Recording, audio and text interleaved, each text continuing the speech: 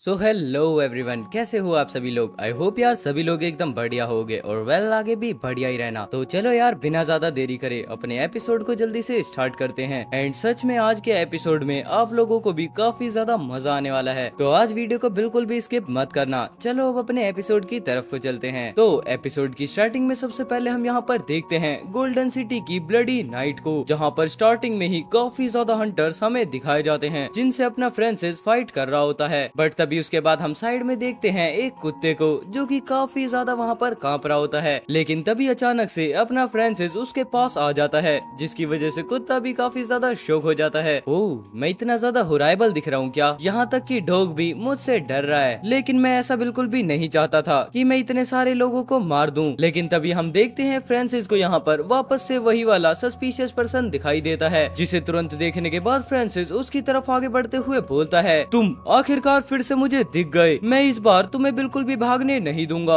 जिसके बाद फिर यहाँ पर वो सस्पिशियस पर्सन वापस से भागना स्टार्ट करता है। अच्छा, तुम्हें क्या लगता है क्या मैं पहले की तरह स्लो हूँ? एंड इतना बोलने के साथ फ्रांसिस भी उसका पीछा कर रहा होता है। बट तभी हम देखते हैं फ्रांसिस के यहाँ पर वापस से एट्रीब्यूट पॉइंट कम होते हैं, वो भी -45। जिसके बाद यहाँ पर अपने फ्रांसिस ने लाइटनिंग स्टेप को बिगनर लेवल से अप्रेंटिस लेवल पर कर लिया होता है, जिसकी वजह से यहाँ पर फ्रांसिस की स्पीड लगभग 100% से बढ़ जाएगी। लेकिन जो एनर्जी कंजम्पशन है वो 1% पर सेकंड ही रहने वाली है। जिसके बाद फिर हम देखते हैं इतना करने के साथ ही फ्रांसिस उसके काफी ज्यादा क्लोज आ जाता है। एंड यहाँ पर अपने फ्रांसिस को ऐसा देखने के बाद वो सस्पिशियस पर्सन मन में बोलने लगता है, ये बच्चा पहले से काफी ज्यादा फास्ट हो गया है, क्या उसने यहाँ पर मूवमेंट स्किल के अंदर इम्प्रूवमेंट करी है? लेकिन फिर भी तुम भोले लड़के मुझे कभी भी नहीं पकड़ पाओगे। जिसके बाद हम देखते हैं फ्रांसिस यहाँ पर जैसे ही उस पर्सन को पकड़ता है वो अचानक से यहाँ से गायब हो जाता है। डैम इट, मैंने उसे वापस से खो दिया। यहाँ पर लाइटनिंग स्टेप अप्रेंटिस लेवल पर भी कुछ ज्यादा फास्ट नहीं है। मुझे यहाँ पर अपने एट्रीब्यूट पॉइंट को सेव कर नहीं रखना चाहिए था, क्योंकि मैं अगर अपनी स्टेप स्किल को और भी थोड़ा अपग्रेड कर देता तो मैं उस आदमी को अभी के अभी पकड़ सकता था। हालांकि इससे मेरी काफी ज्यादा एनर्जी कंज्यूम होती है, जिसकी वजह से मैं इसे फाइटिंग के दौरान यूज नहीं कर सकता। बट तभी हम देखते हैं यहाँ पर वापस से उस पर्सन ने फ्लेयर गन चला दी होती है, जिसकी वजह से आसमान में एक और पटाखा बजता है। क्या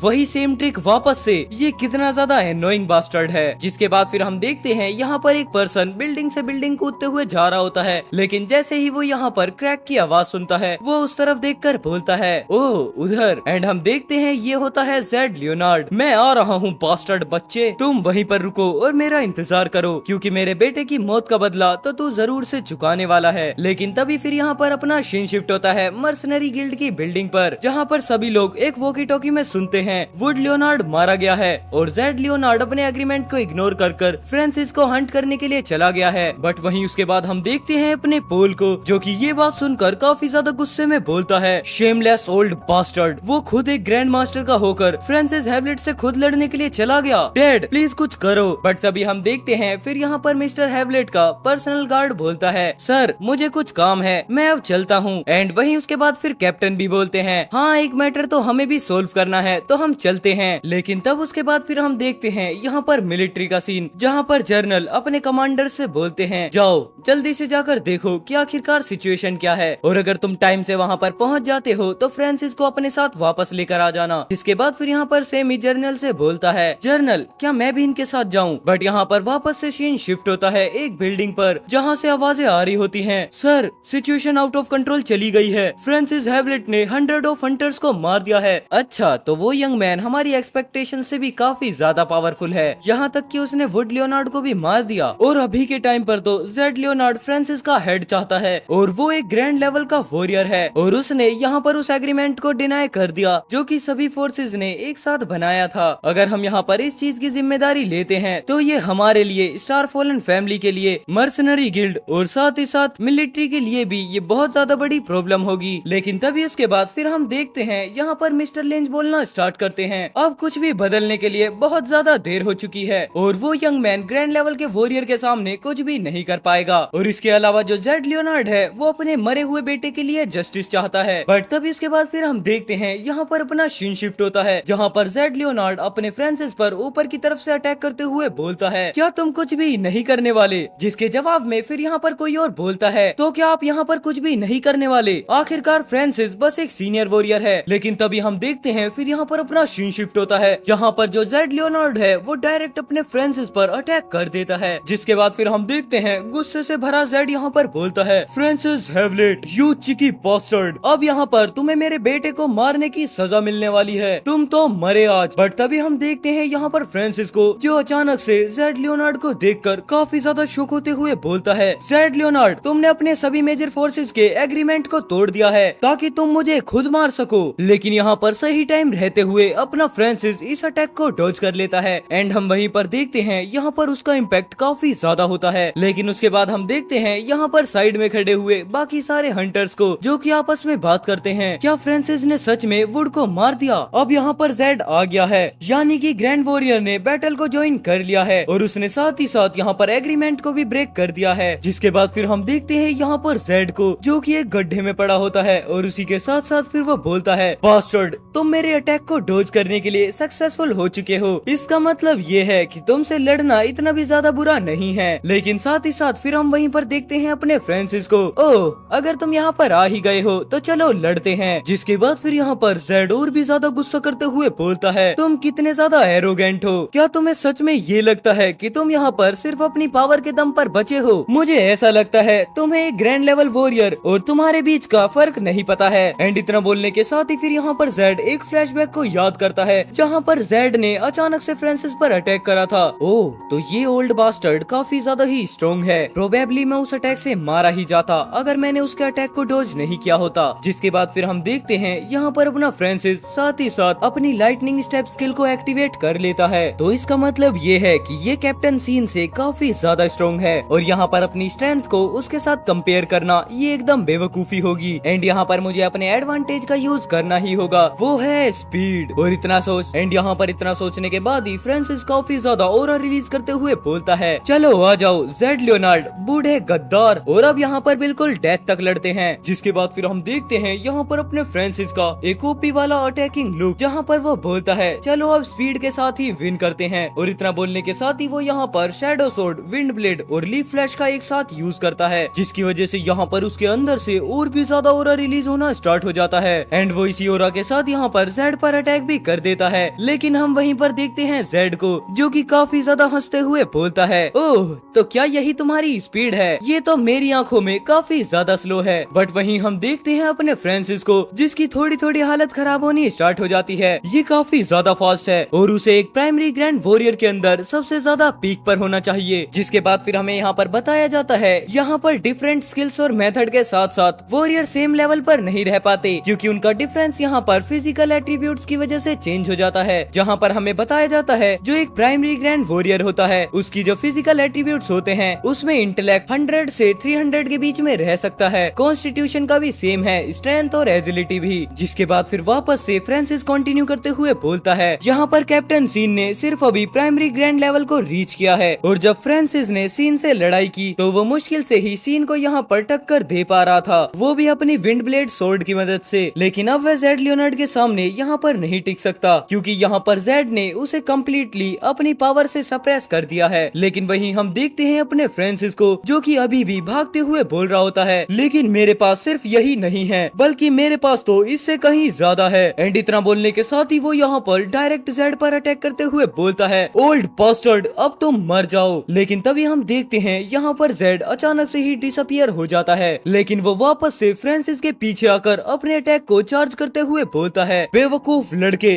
चलो अब मैं तुम्हें सिखाता हूँ कि आखिरकार तुम में और एक पावरफुल ग्रैंड वॉरियर के बीच का गैप क्या होता है, और इसका जो प्राइस रहेगा वो है तुम्हारी जिंदगी। जिसके बाद फिर हम देखते हैं इतना बोलने के साथ ही यहाँ पर जेड काफी ज्यादा पावरफुल पंच के साथ अपने फ्रांसिस पर अटैक कर देता है। और एंड वेल, इसके साथ यहाँ पर ये वाला एपिसोड खत्म हो जाता है। आई होप आपको एपिसोड काफी ज्यादा बढ़िया लगा है, तो प्लीज वीडियो को पहले ही लाइक कर दो। एंड चलो अब जल्दी से बढ़ जाते हैं नेक्स्ट वाले एपिसोड की तरफ को। तो एपिसोड की स्टार्टिंग में सबसे पहले हम यहाँ पर देखते हैं अपने फ्रांसिस की तरफ जेड लियोनार्ड ने एक काफी ज्यादा ही पावरफुल पंच के साथ अटैक कर दिया होता है, जो एक डी लेवल की स्किल है और उसका नाम है रॉक फिश। बट हम वहीं पर थोड़ी देर बाद देखते हैं यहाँ पर ये वाला अटैक अपने फ्रांसिस को लग जाता है, जिसकी वजह से फ्रांसिस दूर जाकर रुकते हुए बोलता है, इस बुड्ढे का डी लेवल का फीस्ट अटैक इतना ज्यादा पावरफुल कैसे हो सकता है, और तो और इसकी स्पीड भी। एंड वहीं पर उसके बाद हम देखते हैं यहाँ पर अपने फ्रांसिस के एट्रीब्यूट्स, जिसमें जो लाइटनिंग स्टेप है वो अभी अप्रेंटिस लेवल पर है। डैम इट, यहाँ पर लाइटनिंग स्टेप और विंड ब्लेड के साथ मैं बाकी के जूनियर ग्रैंड वॉरियर से काफी ज्यादा फास्ट हूँ, लेकिन अब ये यहाँ पर मुझसे भी ज्यादा फास्ट है। तो आखिरकार इसका लेवल कितना होगा? जिसके बाद फिर हम देखते हैं यहाँ पर जेड को, जहाँ अपने फ्रांसिस को जेड काफी ज्यादा बड़ा लगने लगता है। इस ओल्ड बास्टर्ड की स्ट्रेंथ तो सच में काफी ज्यादा टेरिफाइंग है, लेकिन यहाँ पर ऐसा नहीं है कि उससे निपटने के लिए कोई तरीका ना हो। लेकिन वहीं उसके बाद फिर हम देखते हैं जेड को, जो कि अपने फ्रांसिस को देखकर बोलता है, ओह तो तुमने मेरे रॉक फीस्ट को बिना चोट लगे रोक लिया। मैंने सोचा भी नहीं था कि आखिरकार तुम इतने ज्यादा पावरफुल होगे, और यही वो कारण है कि तुमने मेरे बेटे को मार डाला। और इतना बोलने के साथ फिर यहाँ पर वापस से जेड काफी ज्यादा गुस्से में फ्रांसिस पर अटैक करते हुए बोलता है, फ्रांसिस तुम तो आज गए, और अब मैं यहाँ पर कसम खाता हूँ कि आज मैं तुम्हारे टुकड़े टुकड़े कर दूंगा अपने बेटे की मौत का बदला लेने के लिए। जिसके बाद फिर यहाँ पर अपना फ्रांसिस भी जेड से बोलता है, बुड्ढे जरा अपनी बकवास को बंद कर दे, पहले ये देखते हैं तुम में दम है भी या फिर नहीं मुझे मारने का। लेकिन तभी हम देखते हैं यहाँ पर अचानक से ही जेड फ्रांसिस के सामने आ जाता है, जिसके बाद फिर वो यहाँ पर डायरेक्ट फ्रांसिस पर अटैक भी कर देता है। और हमें बताया जाता है ये है रॉक फीस्ट की ब्लास्ट स्किल, जिसका इम्पैक्ट यहाँ पर काफी ज्यादा पावरफुल होता है। और उसे देखने के बाद यहाँ पर बाकी के हंटर्स ऊपर से बोलते हैं, अगर यहाँ पर डी लेवल रॉक फीस्ट अपनी पीक पर भी पहुँच जाती है तब भी वो इतनी ज्यादा पावरफुल तो नहीं होनी चाहिए। क्या सच में यहाँ पर जो जेड है वो एक ग्रैंड जूनियर वॉरियर है? और मुझे तो यहाँ पर ये लगता है कि इतने ज्यादा पावरफुल अटैक के बाद फ्रांसिस तो यहाँ पर जल गया होगा और साथ ही साथ मर भी गया होगा। लेकिन वहीं उसके बाद फिर हम देखते हैं यहाँ पर वापस से उस सस्पिशियस पर्सन को, ये अचानक से इतना तेज कैसे हो गया जितना वो थोड़ी देर पहले तो नहीं था। बट वहीं उसके बाद फिर हम देखते हैं यहाँ पर अपना फ्रांसिस इस अटैक को लाइटनिंग स्टेप की वजह से डॉज कर लेता है। मैं यहाँ पर सिर्फ लाइटनिंग स्टेप पर भरोसा कर सकता हूँ, जिसको यहाँ पर तुरंत इम्प्रूव करके प्रैक्टिशन लेवल पर बनाया जा सकता है। अभी मैं उस पर एक सरप्राइज अटैक कर सकता हूँ और साथ ही साथ उसे अपने एक स्ट्राइक के अंदर मार भी सकता हूँ। जिसके बाद फिर यहाँ पर सिस्टम में एक नोटिफिकेशन शो होता है, तुमने लाइटनिंग स्टेप को प्रैक्टिशन लेवल पर सक्सेसफुली अपग्रेड कर लिया है। एंड वहीं उसके बाद हम देखते हैं अपने फ्रांसिस को, जो कि अपनी सोर्ड के साथ जेड पर अटैक करने के लिए आगे बढ़ जाता है। लेकिन तभी यहाँ पर जेड उस अटैक को डॉज करते हुए बोलता है, क्या वो मुझे भी खत्म करना चाहता है? एंड अचानक से इतने ज्यादा क्विक रिएक्शन को देखकर फ्रांसिस काफी ज्यादा घबरा जाता है, क्या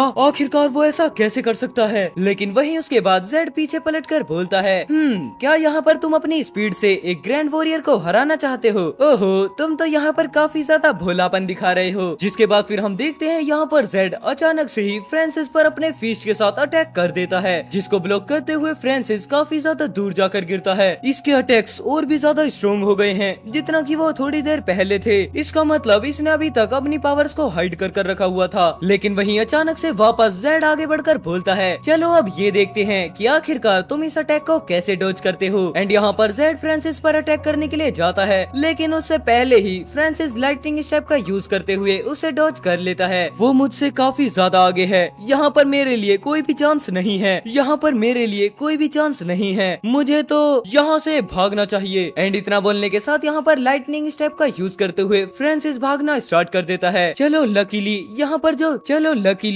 पर लाइटनिंग स्टेप थी वो प्रैक्टिशन लेवल पर इम्प्रूव हो गई, वरना इस बार तो यहाँ पर मेरी शामत आ गई थी। बट तभी हम देखते हैं यहाँ पर फ्रांसिस भागना कंटिन्यू रखता है, लेकिन तभी अचानक से उसे काफी ज्यादा हंसने की आवाजें आती हैं। आखिरकार वो बूढ़ा बास्टर्ड इतना ज्यादा फास्ट कैसे हो सकता है? एंड हम वहीं पर देखते हैं जहाँ पर जेड भी अपने फ्रांसिस का पीछा कर रहा होता है। उसकी स्पीड ने तो यहाँ पर मेरी प्रैक्टिशन लेवल की लाइटनिंग स्टेप को भी पीछे छोड़ दिया है। क्या वो यहाँ पर एक जूनियर ग्रैंड वॉरियर के पीक पर है? एंड हम वहीं पर देखते हैं जहाँ पर जेड के अंदर से भी काफी ज्यादा ऑरा निकलना स्टार्ट हो जाता है। फ्रांसिस छोटे बास्टर्ड, क्या तुम्हें ये बात अब समझ में आई? मैं यहाँ पर जूनियर ग्रैंड वॉरियर के पीक पर पहुँच चुका हूँ, जैसा कि तुम देख सकते हो। एंड यहाँ पर ये सब बातें सुनकर अपना फ्रांसिस काफी ज्यादा शॉक हो जाता है। अब मैं तुम्हें ये एहसास कराना चाहता हूँ कि एक उम्मीद और निराश की तरफ जाना आखिरकार कैसा लगता है। बट यहाँ पर अपना फ्रांसिस वापस से भागना कंटिन्यू करता है, जिसके बाद यहाँ पर जेड पीछे से बोलता है, मैं तुम्हें काफी ज्यादा तड़पा कर मारना चाहता हूँ और अब मैं यहाँ पर अपने बेटे के पेन से 1000 गुना ज्यादा पेन तुम्हें दूंगा। जिसके बाद फिर हम देखते हैं यहाँ पर लगातार जेड लियोनार्ड अपने फ्रांसिस पर अटैक करना कंटिन्यू कर देता है। जिसके बाद यहाँ पर तुरंत ही सिस्टम में नोटिफिकेशन शो होता है, वार्निंग, यहाँ पर होस्ट की हालत अलर्ट लेवल से नीचे जाने वाली है। जिसे सुनने के बाद यहाँ पर फ्रांसिस बोलता है, शिट, यहाँ पर इस स्पीड से तो मैं पक्का मर जाऊंगा, और अगर एक बार मेरी यहाँ पर एनर्जी भी खत्म हो जाती है तो मैं फिर से लाइटनिंग स्टेप का यूज नहीं कर पाऊंगा। लेकिन तभी यहाँ पर अपना फ्रांसिस और भी ज्यादा फास्ट से यहाँ पर भागना स्टार्ट कर देता है। फ्रांसिस, एक चूहे, तुम यहाँ से जितना भाग सकते हो उतना भाग लो, क्योंकि मैं भी यहाँ पर ये देखना चाहता हूँ कि आखिरकार तुम कब तक टिक पाते हो। जिसके बाद फिर हम देखते हैं सामने की तरफ कई सारे हंटर्स को जो कि प्लानिंग बनाना स्टार्ट कर देते हैं। उसकी एनर्जी यहाँ पर खत्म हो रही है, तो हम शायद उसे आसानी से मार सकते हैं और 10 बिलियन कॉइंस का रिवॉर्ड हमें मिल जाएगा। लेकिन वही उसके बाद दूसरा हंटर बोलता है, क्या तुम पागल हो गए हो? जेड ने उसके ऊपर रिवॉर्ड रखा हुआ है और अगर अब हम यहाँ पर उनके बीच में जाते हैं तो हम इंस्टेंट ही मारे जाएंगे। लेकिन वहीं पर एक और हंटर काफी ज्यादा स्माइल करते हुए बोलता है, क्या पता जेड फ्रांसिस को मारने के बाद हमें यहाँ पर 100 मिलियन कॉइंस दे दे, तो फिर तो सच में हमें मजा ही आ जाएगा। एंड इतना बोलने के साथ वो यहाँ पर सभी लोगों से बोलता है, दोस्तों